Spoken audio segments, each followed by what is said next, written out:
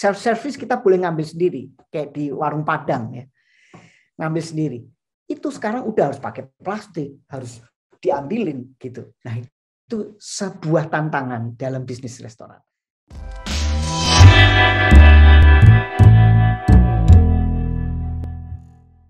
Nah, mungkin saya dikasih waktu berapa menit ya? Dikasih waktu 5 menit, tapi kalau bisa lebih-lebih dikit nanti nggak apa-apa. Oke, 5 menit saya akan bicara singkat, padat, dan jelas. Jadi memang kita, karena studionya itu adalah research-based firm, jadi studi yang berbasis riset, sehingga kita selalu membahas fenomena yang terjadi di dunia. Jadi tadi dijelaskan bahwa 2 minggu yang lalu saya presentasi di New York itu adalah untuk mempromosikan desain terbaru kita, yaitu digital house. Digital house. Jadi ini satu fenomena yang memang harus kita tanggapin. Ini kita lihat karena ini sekarang temanya restoran, saya cerita singkat ya. Ini restoran pre-COVID seperti ini, padat. Jadi orang rame-rame. Tapi kemudian situasinya berubah saat ini bahwa orang harus punya distance, berjarak. Bahkan ini di samping kanan saya di New York itu harus buka meja di trotoar demi menjaga jarak dan demi mendapatkan fresh air. Karena ada isu AC-nya mengandung virus dan seterusnya. Jadi saya menceritakan tentang post-pandemic restoran itu harus bagaimana. Ntar nih nextnya mana? Ya oke. Nah jadi ini akan terjadi fenomena baru bahwa interior dari restoran itu juga berubah. Tadinya padat, harus dilebarkan dan berjarak-jarak semuanya, dan otomatis jadi pengunjungnya jadi sedikit. Ya kan tadinya seatingnya jumlahnya 67 seat jadi 52 seat ya. Jadi terpaksa ini area barnya harus dibuang. Jadi area kitchen yang open kitchen di depan harus disingkirkan. Karena jumlah pengunjungnya makin sedikit karena harus berjarak. Ini seperti villa yang kita kerjakan ini di dekat Mandalika, tempat motocross ya di Mandalika.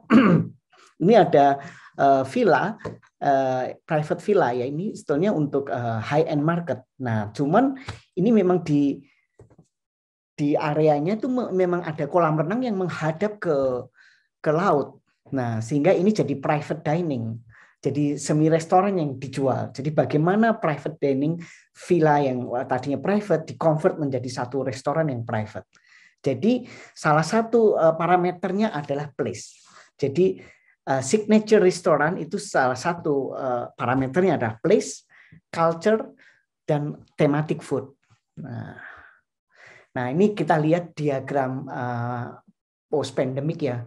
Situasinya ketika naik itu semua berubah. Kita lihat semua 75% WFH melakukan stay longer di satu tempat. Saya terjebak di hutan, saya akan stay di sana beberapa waktu karena nggak bisa pergi, harus segala macam. Tapi ini harus kita terima sebagai satu kenyataan. Jadi ini kita lihat ini ada negatif dan positif. Yang positif nih work-life balance, ada fleksibilitas kita kerja, ada saving time, ada quality time. Tapi ada additional cost negatifnya, ada distraction. Jadi ini semua yang harus kita tanggapi. Nah mungkin ini kita lihat nih WFH relationship, ada segi positifnya. Kita harus sering-sering di rumah, tapi kita harus punya relationship dengan nature yang baru. AC-nya harus dikurangin, terus ada tanaman yang kita bawa ke kamar supaya kita nyaman. Ya kan tadinya kita nggak ada meja belajar, kita tarik meja belajar, terus kita punya connected network di dunia. Satu saat saya bisa meeting, kondisinya saya di studio bisa meeting dengan 300 orang saat ini adalah sesuatu yang positif. Tapi ada yang negatif, aduh extra cost nih, bayar pulsa dan seterusnya. Ya ini kita lihat juga dalam grafik nih, post pandemic digital nomad. Digital nomad seperti saya kebalik, saya bawa laptop, saya tetap kerja. Ya, Anda semua akan menjadi digital nomads. Kita lihat ini sisi generasinya, ada generasi milenial, paling banyak millennials karena mereka harus tetap bekerja secara online. Ada Gen X, ada Gen X, ada baby boomers. Inilah market untuk restoran itu ada di sini, milenial. Jadi digital nomadsnya 68% semua digital nomad. Kakek-kakek harus jadi digital nomad, kalau nggak bisa kerja. Jadi inilah masa depan. Kita lihat jumlahnya ya, naik sekian persen, 64 juta orang 2019 semua harus connected with the digital. Nah, restoran itu ada terbagi menjadi banyak, ada yang casual, self service, bar, fine dining, a la carte. Ini semua berubah. Self service kita boleh ngambil sendiri, kayak di warung Padang ya. Ngambil sendiri. Itu sekarang udah harus pakai plastik, harus diambilin gitu. Nah, itu sebuah tantangan dalam bisnis restoran. Nah, ini saya lihat architecture itu keindahannya harus menyatu dengan operatornya, tapi harus signature, place, culture, dan thematic food. Nah, inilah kombinasi inilah yang menghasilkan arsitektur yang baik. Nah, ini kalau di kelas fine dining ini seperti ini. Fine dining itu adalah place, tempatnya harus signature. Ini lihat, ini di Australia di bawah, kita lihat di bawah jembatan, bookingnya harus sebulan sebelumnya. Minumannya khusus. Biasanya kita kalau melakukan fine dining, kalau kita ketemu janjian sama seseorang, punya bisnis, punya tanda tangan, appointment itu di fine dining. Ini sebelah kanan nih karyanya kita di Bali, di Nusa Dua ya. Fine dining itu sesuatu yang spesial. Jadi karena fine dining biasanya prosesi makan, kalau Anda makan nasi goreng, makan nasi goreng langsung datang, enggak. Kalau fine dining step by step, acaranya dulu pelan-pelan. Jadi ada preliminary dulu, ada appetizer-nya dulu. Makanya arsitektur yang kita bangun sama. Kalau fine dining pasti ada step ke sana dulu, appetizer-nya dulu sebelum ke main menu. Nah, kadang-kadang kalau Italian restoran stepping itu banyak banget. Jadi nggak bisa direct seperti di Indonesia. Ya, ini udah menu utama gitu.